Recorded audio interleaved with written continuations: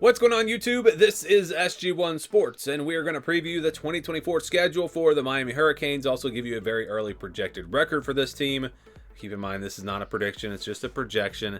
And so let's start with the schedule from last year. Yeah, they played Texas A&M in the non-conference, of course, had that big non-conference game. Then you look at who they played in the ACC. They played both Clemson.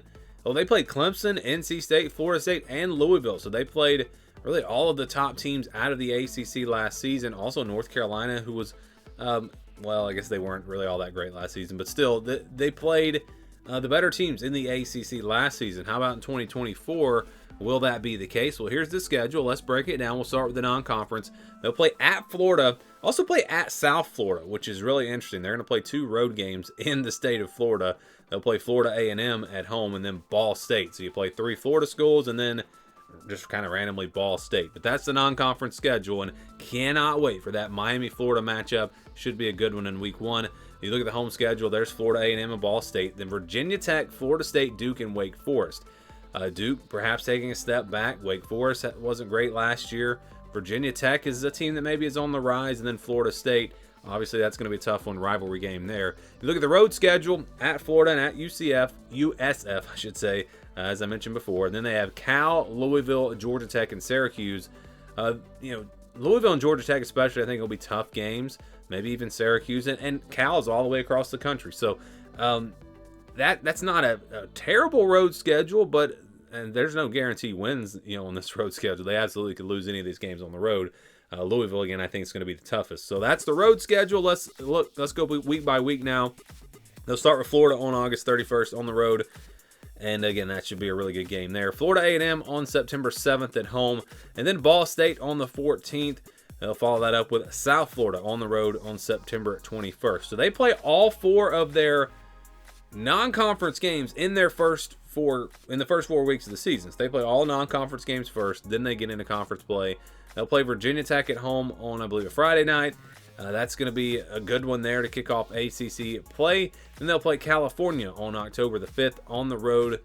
Again, going all the way across country. So the good news is after you travel to California, you get a bye week the next week. So they have some time to recover, also to prepare for what could be the toughest test of the season on the road at Louisville. That'll be a tough one again for the Hurricanes. They go right after that. They play Florida State. So that, you talk about tough back-to-backs, that is arguably the 2 toughest games on their schedule. They have them back-to-back weeks at Louisville and then Florida State on October 26th. So that'll definitely be tough. Then they play Duke on November the 2nd.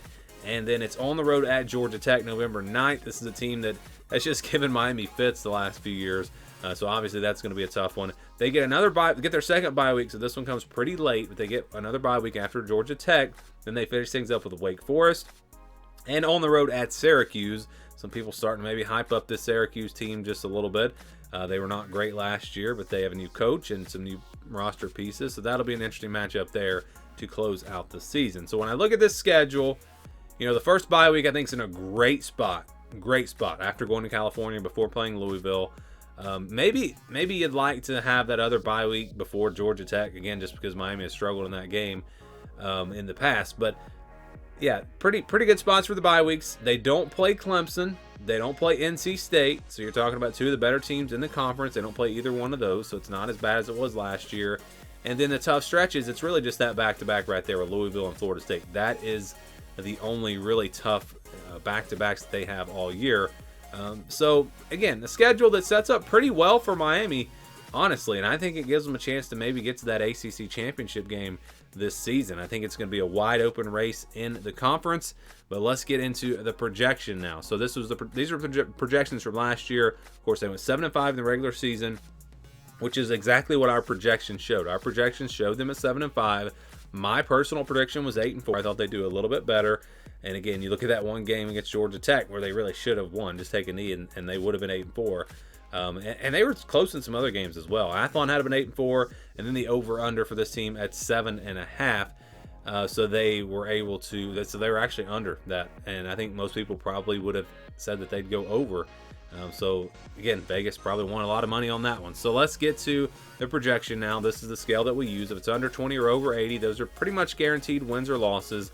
20 to 29, 71 to 80. Those are games where I think the spread's going to be pretty double digits. We're talking 10 to 16 points, maybe in that range. 30 to 39, 61 to 70 games where I think the spread will be about a touchdown, 6, 7, 8, 9 points. And then the 50-50 games between 40 and 60%. Those are games where I think the spread will be less than a touchdown, 3, 4, 5 points, kind of in that range. So let's start with the easy wins, and I think you've got a couple of them. You got Florida A&M and Ball State. I mean, there's absolutely no reason why Miami should even let these teams hang around. They should be blowouts, should be easy wins, and pretty much guaranteed wins. Obviously, Ball State will be tougher than Florida A&M, but again, Miami should roll in both of these games. Now, let's go to the games where I think they're going to be favored by about a touchdown. And you've got the half the schedule here: South Florida, Virginia Tech, Cal, Duke, Wake Forest, and Syracuse. So South Florida is on the road. This is a team that a lot of people are actually predicting to be the highest ranked Group of 5 champion this year. They were pretty solid last year. I don't know if maybe that's just a reaction to the Alabama game from last season. I don't know, but I've seen that in a lot of predictions. Virginia Tech, again, a team on the rise, but Miami playing that game at home. I think they'll be favored by 6 or 7. Same with Cal. I think they'll be favored by about 6 or 7, even though it is on the road. Miami just has a much, much better roster. There's Duke. If Duke falls off a lot from where they were last year, that one maybe should be in the blue. It's hard to say right now. And I was kind of, with Duke and Wake Forest, thought both of those maybe should be in the blue. Miami might be 2 touchdown favorites in both of those, but I can go ahead and tell you, if we bump those into the blue, it actually would not change the projection. And then Syracuse, because it's on the road, that one could be a little bit tricky, but I think they will be favored clearly in all 6 of these games. I do believe that they will be favored in all 6 of these games. And then that leaves us with Florida on the road, Louisville on the road, Georgia Tech on the road, and Florida State. I think these are the 50-50 games. These are the ones that could go either way. So if they take care of business and win the games in the purple, really the season comes down to these 4 games. You win 2 of them, you're in the playoff conversation. You lose all 4 of them, it's a disappointing season. So if they do win the purple games, and again, the odds would say they're probably not going to win all those games, being favored by about a touchdown in that many games. Usually you're going to slip up in 1 or 2. But yeah, Florida, I think that one, man, I don't know who's going to be favored in that one. I'm sure there's probably actually already been an early line. I haven't looked at it. Because it's at Florida, I think there's a chance Florida's favored. I think if it was a neutral field, I think Miami would definitely be favored. So that's a tough one there to try to predict right now. Louisville probably going to be favored because they're at home. Florida State probably going to be favored just because I think they're going to be a better team.